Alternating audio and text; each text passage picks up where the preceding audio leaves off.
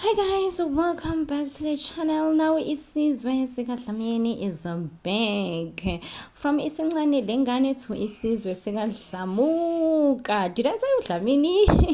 Isizwesikadlamuka. Well, siyacela, they are back once again on our TV screen to annoy us. One thing that I've noticed with the Dlamuka family, everyone is toxic, and you can tell that behavior that siyacela have. He definitely inherited it from the older or previous brothers. No one is a good man in the Dlamuka household. Absolutely no one is a good man there, okay? So we get to see that isizwesikadlamuka, we're gonna see amatwana bakadlamuka and all that good stuff. Well, there is no good stuff, okay? Most likely we are seeing abatwana bakadlamuka and mama ke asika ngababoni noma mama abanka veli as of yet, which is a bit concerning for me. Yay guyzini waze wanezingane uDlamuka. Yay angiyazi mina into enjena. So it is said that uDlamuka, we all know ukuthi unabafazi abaningi, and not only unabafazi abaningi, also have many children. Ingane zakhe mase sezihlangene ziyamenza u30. Yay u30 weingane. So one thing that I also get to see with Dlamuka is that he definitely was a street father, you know, a typical Zulu man, I must say. We get to see that his girl children say that they all had to get married, you know. Most of them got married at a really young age, around 17, 18, because Dlamuka really did not wanted anyone to be pregnant unmarried, you know.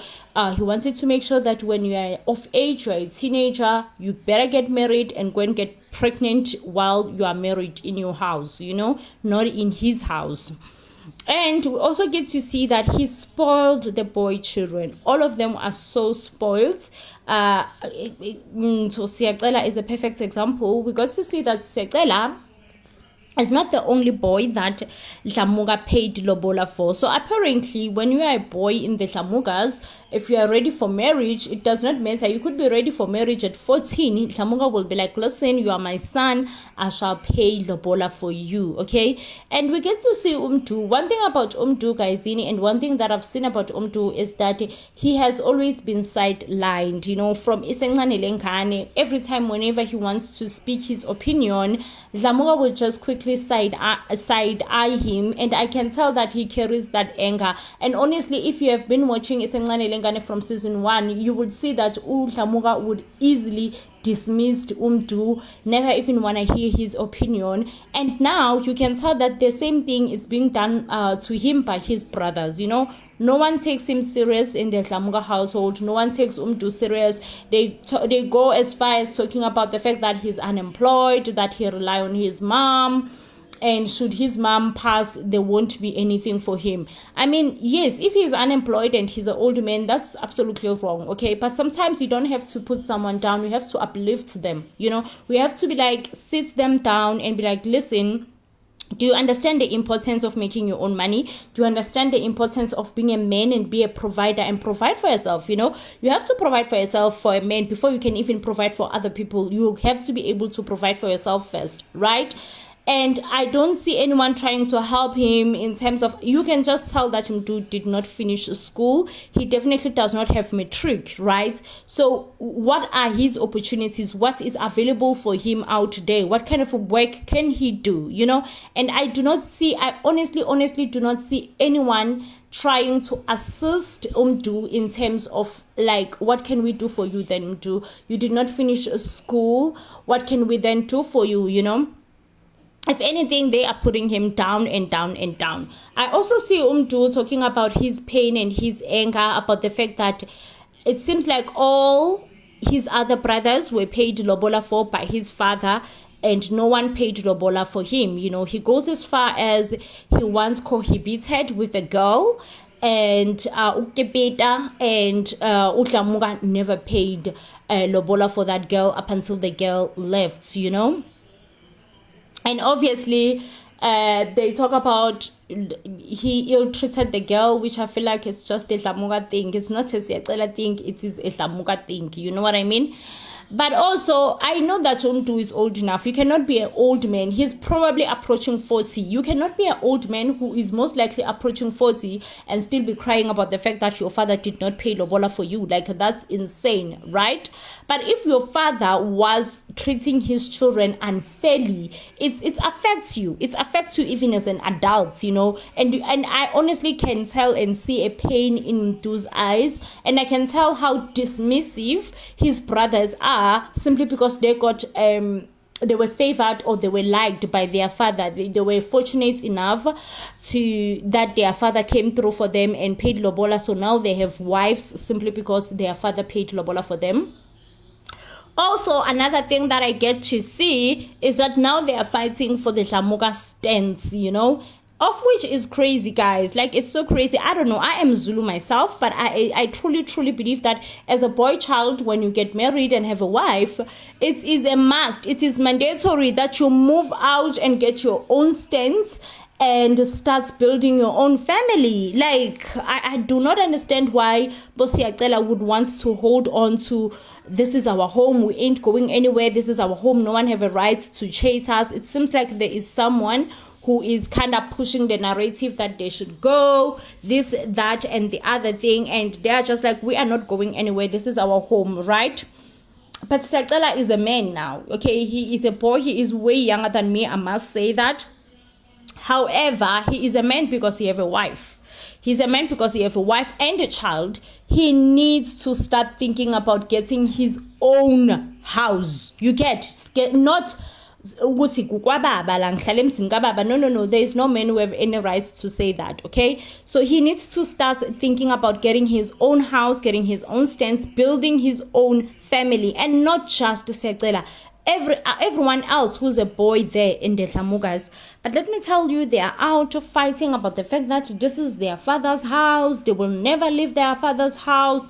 Like, it is crazy. And for some reason, I'm not surprised, you know, in most black families, whenever a breadwinner, because we can all tell that Dlamuka was a breadwinner, Dlamuka was that glue that was keeping his family stick together. So in most black families, when a glue pass away, when a glue that keeps the family stick together passed away, the family collapsed. You know, the family collapsed because the family was stick to one another, to this specific glue.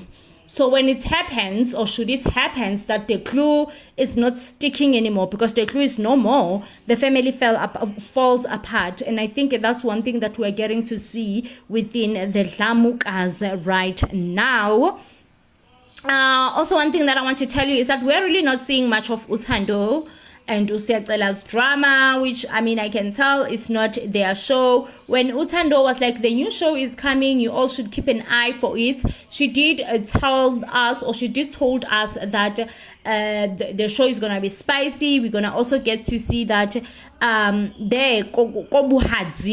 know, they do not only suffer, or they are not only mistreated by their husband, women also mistreat them. You know, women who are waiting to get married, they also mistreat them, you know. And so far, honestly, I would say that I have seen uthando getting really along with her sister-in-laws. I have not seen any drama amongst uthando and the sister-in-laws. The only drama that I have seen and noticed is the drama that is caused within the brothers. They are always fighting each other, even if they share the same mother, because remember, these are half siblings, okay?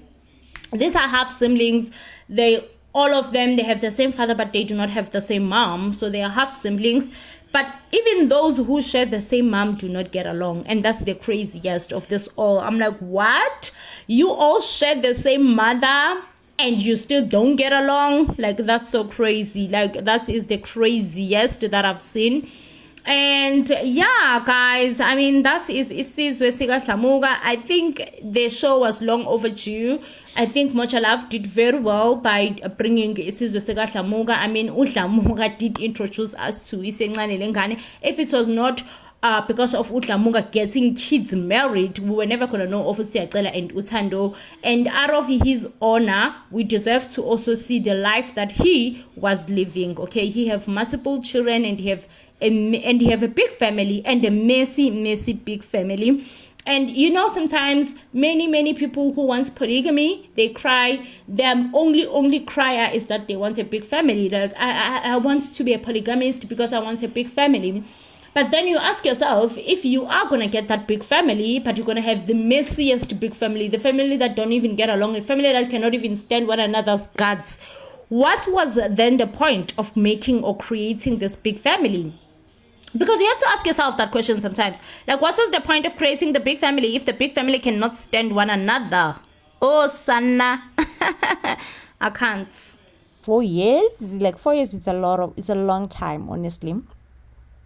So I totally understand why your mama is not getting it, X says that, listen, even if you owe someone, even if your things are currently hard, like your things are just not coming together, but when you owe someone, you know that you owe someone. You make commitment, and you at least pay 5 rands if you have to. You're like, listen, things right now are really not looking up for me, but I have 5 rand for now. Here, take your 5 rands. You know what I mean? And yeah, he failed to do that, and he does admit that perhaps one of the reason he failed is because he's shy. It's because he's shy, and he cannot face a person, especially when he knows that he's at the wrong. Mama also states that there was a funeral somewhere, they saw each other, he never said anything, this and that. So therefore, X is like, listen, do you have furniture, or the only thing you have is your car? He does say that he does not have furniture.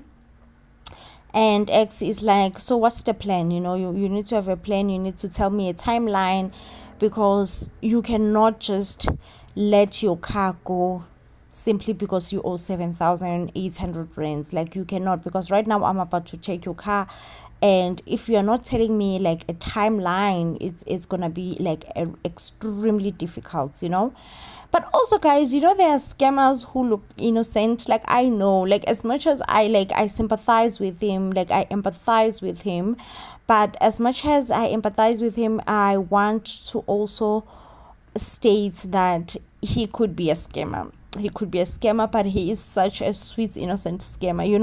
I mean, there is nothing that is annoying as someone who is a scammer, but they are also rude and all that. You are annoying. You are extremely annoying. Like, there is absolutely no reason for you to be rude, because you are a scammer. You know what I mean?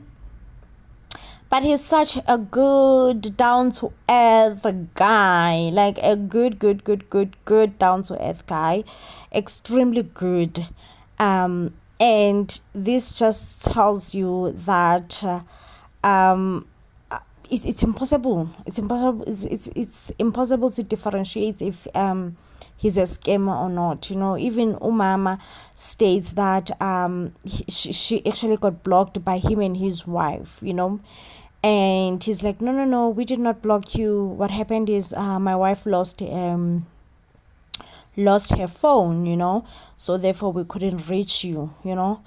X is like, okay, man, listen, let's talk timeline now. Let's talk timeline. Timeline is important. When do you think you can have money? Because the money is needed, And therefore, he does say, he like, at first he didn't have a plan. Like, at first you could tell that he honestly didn't have a plan. He was like, listen, I'm still gonna make a plan. I'm still gonna see what I'm gonna do. I'm gonna tell you, or I'm gonna tell Umama when I have a plan. Like, at first, this poor man honestly did not have any plan whatsoever. But because X was there to pressure him, give him the necessary pressure, he ended up saying, listen, maybe in 2 months' time, he will see what he can do, okay? So X is like, listen, if that's the case, we need to get inside the house, and we need to graft, all the necessary I don't know what the letter that they are writing, but maybe it's an extra of agreement that this is what should be happened. So they say they are giving him a good 2 months. Okay, they are giving him a good 2 months. umama will hold his car for 2 months, and in these 2 months he will be trying to hustle at least it was at first 7,800 rands, right? And this man is struggling to just come up with 7,800 rands, not when the money got increased to 8,500 rands. I'm like, oh, this is unfair now. Okay, he was barely struggling to come up with 7,800 rands. Now the money has been taken up again. Like, tell me, how is this fair? Tell me, how is it fair? How is this fair? Like, where is the fairness in this whole thing? How is it fair? Just how, it does not look fair at all, like the fairness is not there. But yeah, I mean, they say that by the 1st of December, he has to go and make the payment. And I feel like, honestly speaking, I need to emphasize that I felt sorry for him, and I still do feel sorry for him. Like, it's like I could have just reached out. Even now, I don't know why he did not leave his numbers on TV and says those who are willing and want to help him out,